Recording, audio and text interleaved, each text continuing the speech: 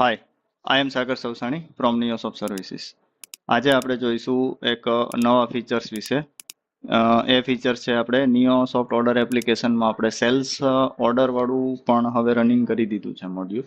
એટલે એમાં શું થશે કે રિટેલર સેલ્સ ઓર્ડર જે રીતના સેલ્સ ઓર્ડર કરે છે એ જ રીતના સેલ્સ રિટર્ન એટલે એક્સપાયરીનું પણ એઝ એ ઓર્ડર તરીકે એન્ટર કરશે અને એઝ એ સ્ટોકિસ્ટ એક્સેપ્ટ કરી લેશે, તો પાછી ફરીથી મેન્યુઅલી એન્ટ્રીની રિક્વાયરમેન્ટ નહીં રહે. તો આ આખા ફીચર્સને આપણે ડિટેલમાં થોડું સમજશું. તો એમાં પહેલા બે સ્ટેપ પડેલા છે. સ્ટેપ 1 છે how to enter sales return expiry order into order application. એટલે એઝ એ રિટેલર કે કેમિસ્ટે સેલ્સ રિટર્ન એક્સપાયરી ઓર્ડર એપ્લિકેશનમાં કઈ રીતે એન્ટર કરવાનો છે એ સમજવાનું છે. તો એના માટે સૌ પ્રથમ આપણે એક કેમિસ્ટના પોર્ટલ ઉપર લોગિન થઈ જઈએ. નવું અપડેટ લેશે એટલે હોમ સ્ક્રીન ઉપર આ ઓપ્શન આવી જશે, સેલ્સ રિટર્ન, અને બીજો એક ઓપ્શન છે અપલોડ સેલ્સ રિટર્ન. આ બે મેથડથી સેલ્સ રિટર્ન એક્સપાયરીનો ઓર્ડર કરી શકશે રિટેલર. જેમ કે સેલ્સ રિટર્ન છે અહીંથી મેન્યુઅલી ઓર્ડર થશે, અહીંયા ક્લિક કરશો એટલે આ રીતે આવશે મેન્યુઅલી. પહેલા આપણે મેન્યુઅલી વાળી જે મેથડ છે એના ઉપર ચેક કરીએ કે કઈ રીતના ઓર્ડર થાય છે. એટલે સેલ્સ રિટર્ન ઉપર ક્લિક કરશું, અહીંયા સ્ટોકિસ્ટ સિલેક્ટ કરશું, જે સ્ટોકિસ્ટને એક્સપાયરી આપવાની છે તે. સ્ટોકિસ્ટ સિલેક્ટ થઈ ગયા પછી અહીંયા પ્રોડક્ટ આવશે. અત્યારે અહીંયા પ્રોડક્ટ સિલેક્ટ કરી લઈએ આપણે, for example test product.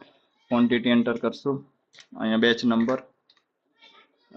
Batch number જોઈ લઈએ આપણે.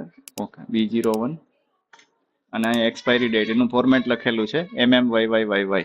તો એ જ ફોર્મેટમાં આપણે એન્ટર કરીએ એટલે 05/2025 05/2025 એડ કરી દઈએ. આ પ્રમાણે એન્ટ્રી કરી દેવાની છે. નવી એન્ટ્રી કરવી હોય તો પાછું ફરીથી કરી શકશું. અત્યારે આપણે સિમ્પલ એન્ટ્રી રાખશું એટલે આને સેવ કરી દઈએ. તો એક આ મેથડથી આપણે એન્ટ્રી કરી. હવે બીજી જે મેથડ છે ઓટોવાળી એ પણ સાથે સાથે જોઈ લઈએ. તો અહીંથી બેક થઈએ. આ મેથડ છે upload sales return. Upload sales return ઉપર આપણે ક્લિક કરશું એટલે પાછું ફરીથી સ્ટોકિસ્ટ સિલેક્ટ કરવાનો આવશે. પહેલા સ્ટોકિસ્ટ સિલેક્ટ કરી લઈએ આપણે, ટેસ્ટ ફોર્મ. અપલોડમાં શું થશે કે એક એક્સેલ ફાઇલનો ઓપ્શન આપેલો છે. એક્સેલ ફાઇલ અથવા CSV ફાઇલ તમે ઇમ્પોર્ટ કરશો તો એના ઉપરથી તમારે બલ્ક પ્રોડક્ટ આમાં ઇમ્પોર્ટ થઈ જશે. એનું ફોર્મેટ્સ અહીંયા લખેલું છે આ પ્રમાણે કે જે ફાઇલ હશે એક્સેલની એની કોલમ આ પ્રમાણે હોવી જોઈએ. પ્રોડક્ટ ક્વોન્ટિટી, એના હેડર ખાસ કરીને આ ફોર્મેટમાં રાખવા. Product quantity, MRP, expiry date, એનું ફોર્મેટ છે 2 ડિજિટ મંથ, પછી 4 ડિજિટ યર અને બેચ નંબર. એ ફોર્મેટ આપણે જોઈ લઈએ. આ મારી પાસે એક્સેલ ફાઇલ છે જેમાં આ પ્રોડક્ટ, આ MRP, આ બેચ નંબર, એક્સપાયરી ડેટ અને ક્વોન્ટિટી. બરાબર.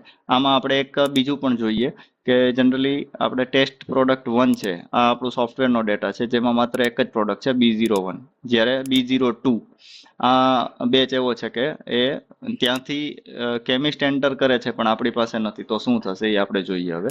એટલે આ ફોર્મેટ આપણે લીધું, એક્સપાયરી લેઆઉટ, અને આ ફોર્મેટ પ્રમાણે એન્ટ્રી કરવાની છે.